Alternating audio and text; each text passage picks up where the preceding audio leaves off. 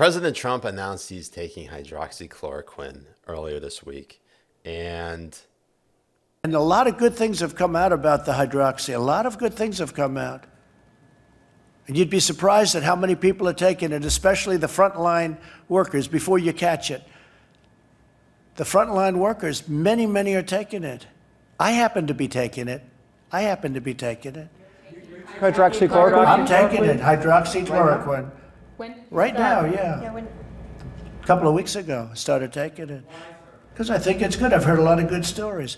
And if it's not good, I'll tell you right, I'm not going to get hurt by it. It's been around for 40 years for malaria, for lupus, for other things. I take it. Frontline workers take it. A lot of doctors take it. A lot of doctors take it. I take it. Now, I hope to not be able to take it soon because, I hope they come up with some answer. But I think people should be allowed to. I got a letter from a doctor the other day from Westchester, New York, around the area. He didn't want anything. He just said, sir, I have hundreds of patients, and I give them hydroxychloroquine. I give them the Z-Pak, which is zithromycin, and I give them zinc. And out of the hundreds of patients, many hundreds, over 300 patients, I haven't lost one. He said, please keep pressing that, sir. And if you look at that phony report that was put in, that report on the hydroxy was given to people that were in extraordinarily bad condition. Extraordinarily bad. People that were dying. No, I think for whatever it's worth, I take it. I would have told you that 3-4 days ago, but we never had a chance because you never asked me the question. Trump then defended his taking of hydroxychloroquine. The FDA warned that hydroxychloroquine could cause serious side effects, especially with heart. Yeah.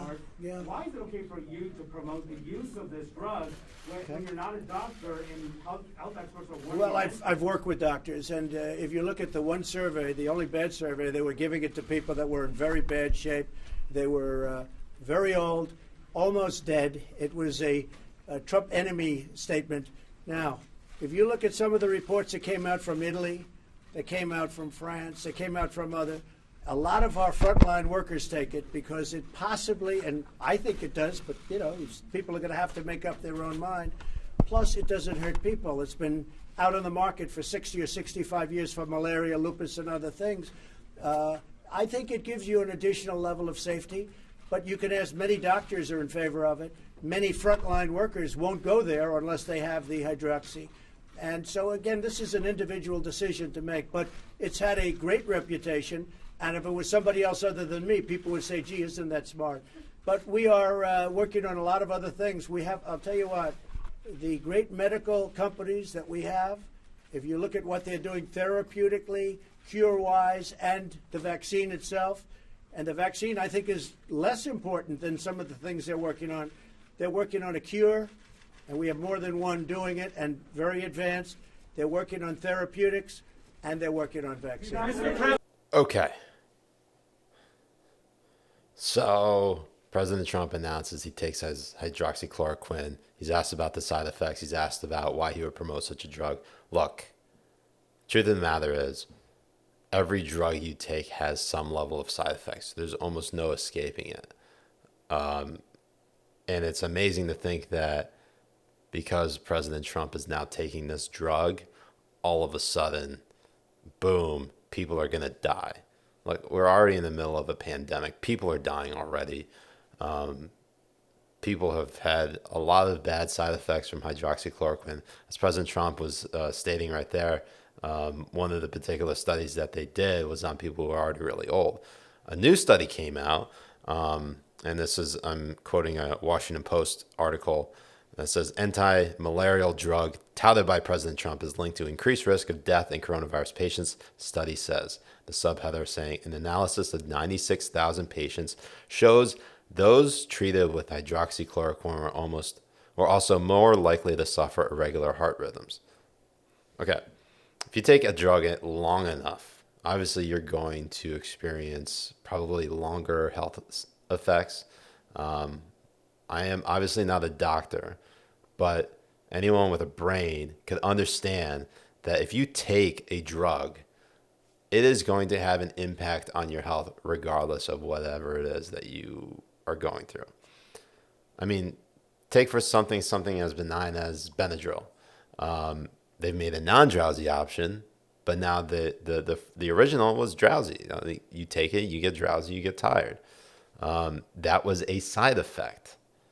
And most of the time you take Benadryl at night, so if you were drowsy, you just go right to sleep. The thing is, I mean, look at antibiotics, for example. You take an antibiotic like azithromycin, you're more likely or not to have a lot of gastrointestinal issues, a lot of stomach problems. Like you'd have pretty bad diarrhea. And that happens to be because you're taking an antibiotic that goes after bacteria. It targets the bacteria in your gut, in your large intestine, and you're not able to digest food as well. So again, another side effect. These things are mild compared to, say, taking hydroxychloroquine, which could cause, heart issues. But there are a lot of other health factors that come into play that could create, say, a lot of heart issues. Say if you have a family history of heart disease, that could be a factor right there. There is a greater likelihood that you could get a heart issue, say with hydroxychloroquine, but that's only if you're taking it in the long term. Trump here is taking it, and right now in the short term, we'll see how long he takes it. I don't know if he'll announce how long he's been taking it, or if he will announce down the road that he's still taking it. I can't see him do that. But I do find that the response to him has been rather fascinating. Thank you, fellas. Thank you. All right, that was stunning. The President of the United States just acknowledged that he is taking hydroxychloroquine, a drug that meant really to treat malaria and lupus. The President has insisted that it has enormous benefits for patients either trying to prevent or already have COVID-19. The fact of the matter is, though, when the President said, "What have you got to lose?" in a number of studies, those certainly vulnerable to the population have one thing to lose: their lives. Look, you got a number of people on TV saying that, does Trump have a death wish? Does he want to kill people? At this point, you're just looking at it and being like, do you really have Trump derangement syndrome? Do you really just obviously he's not a doctor. He is saying that he is taking it for himself. I personally would never announce whether I'm taking a certain drug or not. That's my personal health, and I would never say something like that. Could it be reckless? He's saying it as President of the United States? Possibly. But this is Trump we're talking about here, okay? It's not like we're talking about an Obama, a Bush, a Clinton, a Reagan. He's not polished like they were. But the misinformation that I want to highlight here is that there have been too many conflicting studies here. There have been studies saying that it's really bad for your health, but there have been studies or surveys from doctors around the country, around the world, who have said that a majority of their patients have responded well to hydroxychloroquine or chloroquine if they've had coronavirus. I'm not 100% sure where this is all going. It sounds like there's been a big push to try to completely dismiss hydroxychloroquine, and I think I know why. Back in April, it was reported that Trump had a small stake in the pharmaceutical company Sanofi, and his holdings were up to $1,500. And it is a French company, a French drug company that makes hydroxychloroquine. So people were trying to make it look like Trump had a financial stake in this, in building up hydroxychloroquine for financial gain, when that really doesn't meet the case. Trump's holdings don't violate federal conflict or federal laws. And it's such a benign amount of money, $1,500. Think of how much Trump is worth. He's worth at least a few $1 billion, okay? it just like the continued insistence showing that Trump has this financial stake in hydroxychloroquine, or at least financial stake in Sanofi, or is it Sanofi? I don't know. I feel like Jay right now when he's trying to pronounce like Kiyomo or Jake Taper. He's just he never pronounce anything right.